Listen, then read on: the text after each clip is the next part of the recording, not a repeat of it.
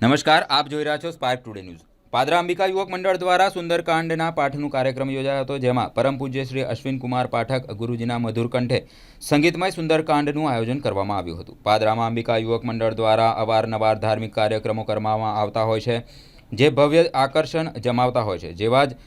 જેવા કે વધુ એક કાર્યક્રમમાં પાદરા અંબિકા યુવક મંડળ દ્વારા સુંદરકાંડના પાઠનું આયોજન કરવામાં આવ્યું હતું। પરમ પૂજ્ય શ્રી અશ્વિન કુમાર પાઠક ગુરુજીના મધુર કંઠે સંગીતમય સુંદરકાંડનું આયોજન કરવામાં આવ્યું હતું।